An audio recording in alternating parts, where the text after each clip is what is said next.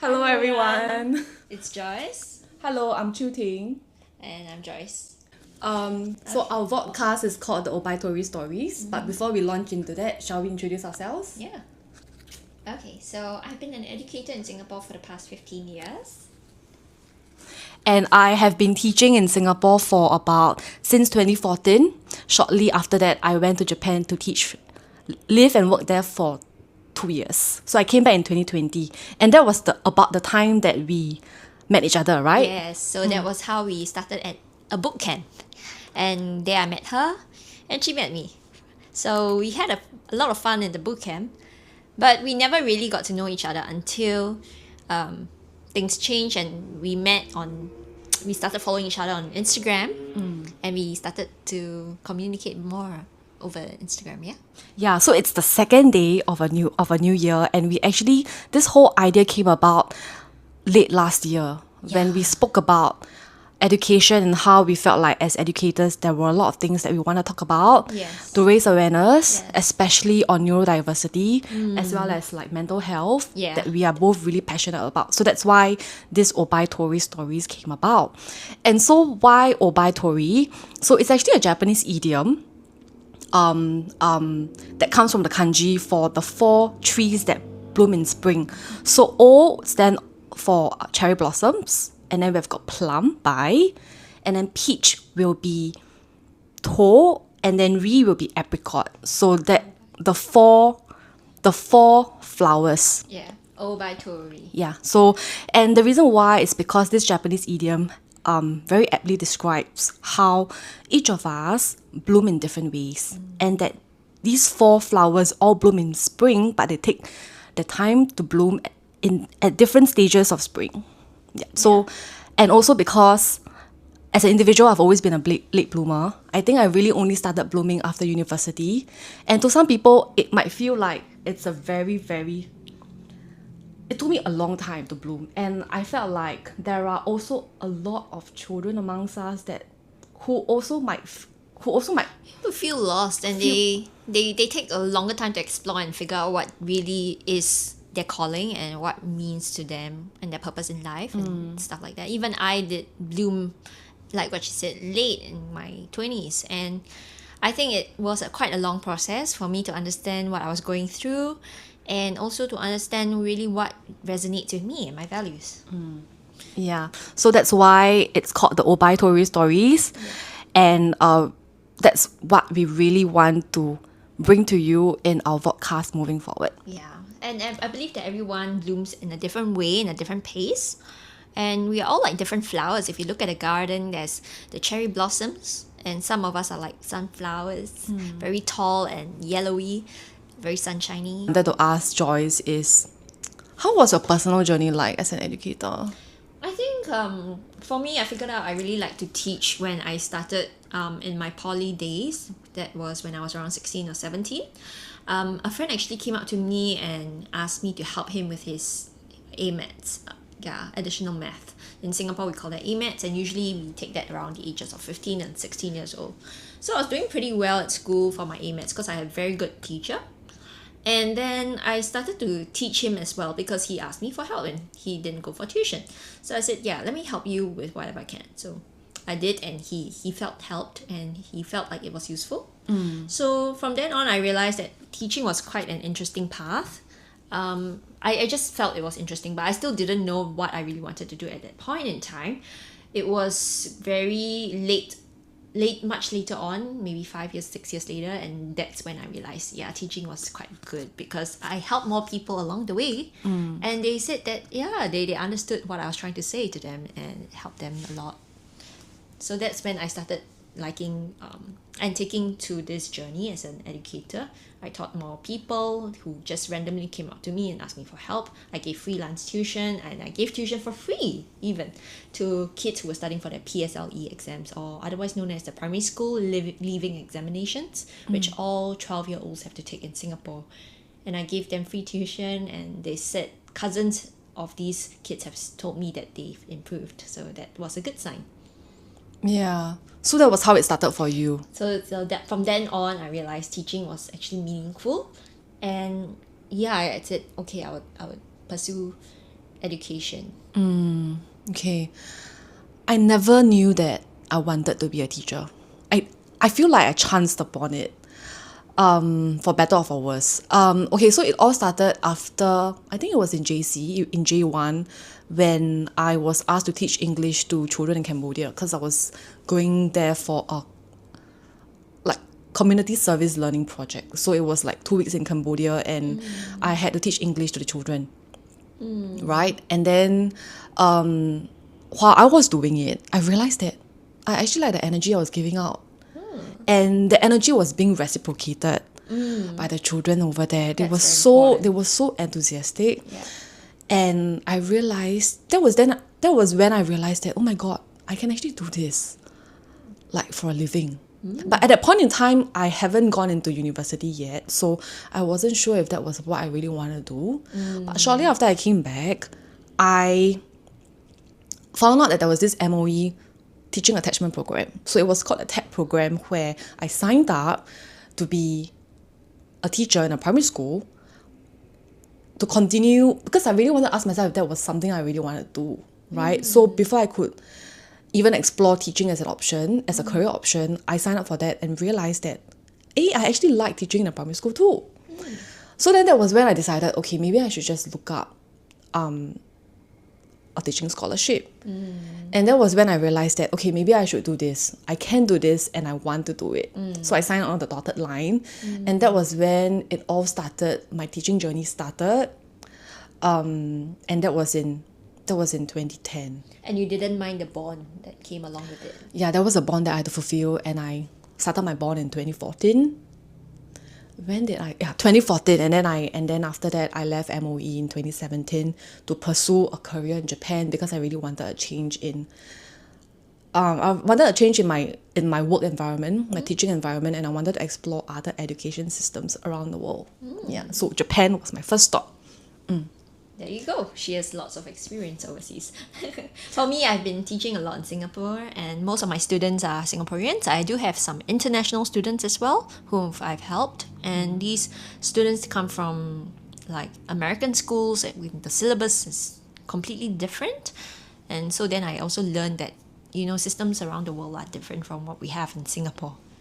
Yeah, it's always interesting learning about different education systems. Yes. Because sometimes I feel like it's too comfortable here in Singapore as an educator. Yeah. And Everything is well prepared. It's very structured. Even for the mathematics syllabus, everything is spelled out. You can go on to the website, the MOE website, and you can see what they're going to teach for year 1, year 2, year 3. Everything is spelled out for you. It's so black and white, so clear. But that also comes with this culture of anxiety, when you don't really know where to get the resources that you want, and then people have no clear-cut answers for you, especially in the humanities.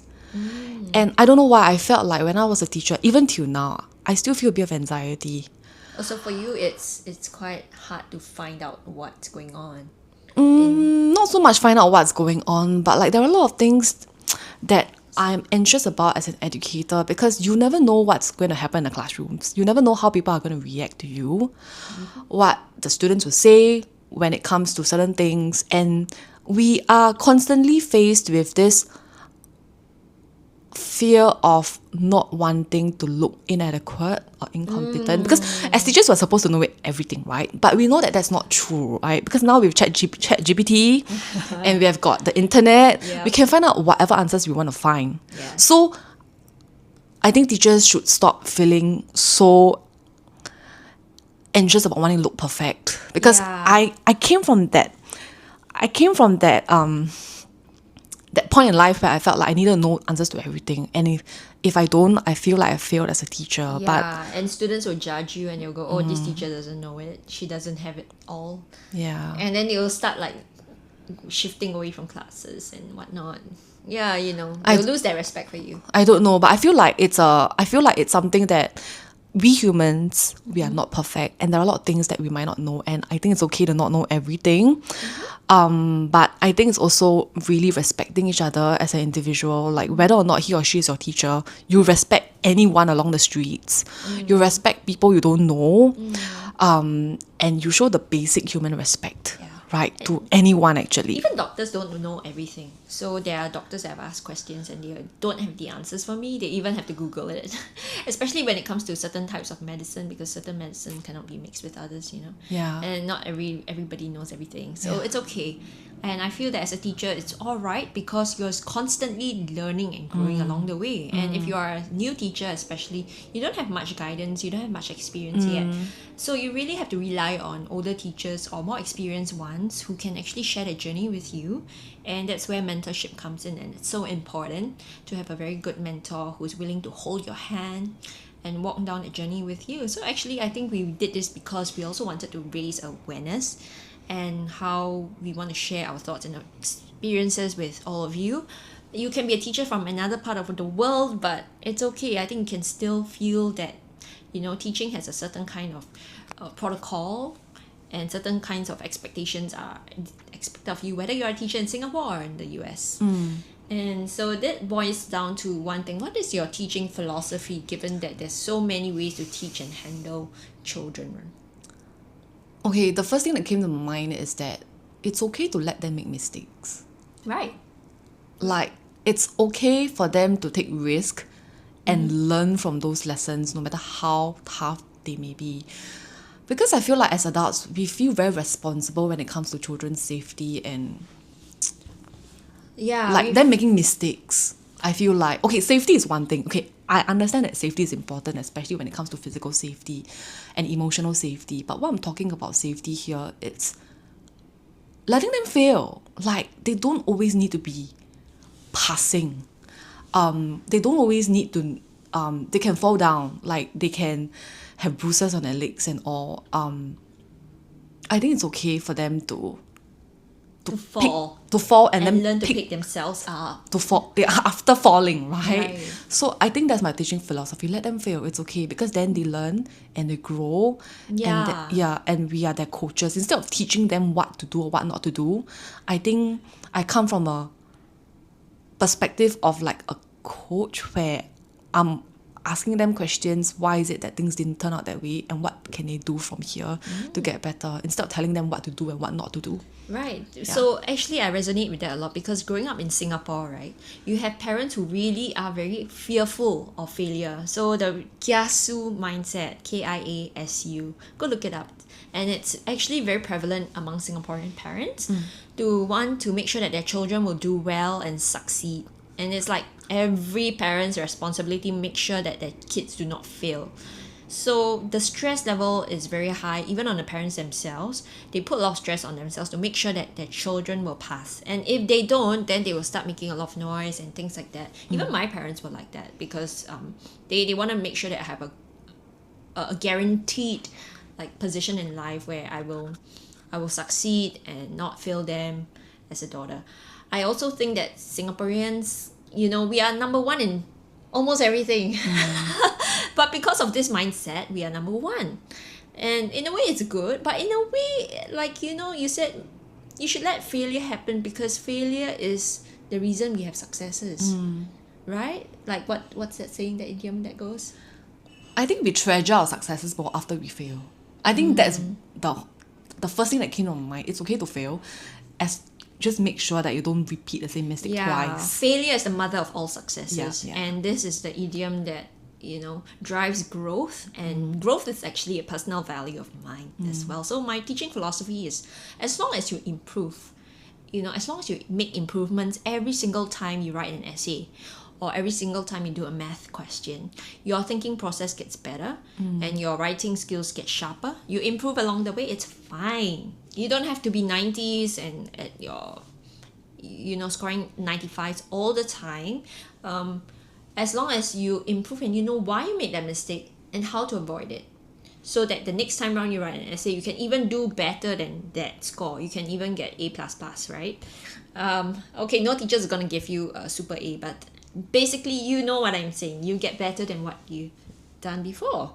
So no matter how I see it, I think it's okay to let your kids fail and say, yeah, you know what, it's all right. This is a mistake you made once. It's not going to happen again because you know now what you should do the next time and around. you only get better from here. You don't get worse, you only get better from here. Every time you pick yourselves up. Yes. After you fall. You know, the first thing I told my ski instructor was, please teach me how to fall, when I was skiing in Japan. And I was always asking her, how do I pick myself up when I fall? Because I want to know how to stand up. Because standing up is really hard once you've fallen on the slopes. You know, standing on ice is hard. Standing on a down slope is harder. Yeah, because you have to grip yourself. You have to pick yourself up. So teach me how to fall and get back up. That was my first instruction to my instructor. So that was something that I still remember asking her. And if I start any new course or any new skill or any new job, please teach me how to fall and get up. I think that's the first thing I want to learn. Yeah. Okay, so with that, do we have anything else to add before we end this podcast? No, please sit back and enjoy the podcast and the sessions that we have for you. Yeah, and look out for the next one.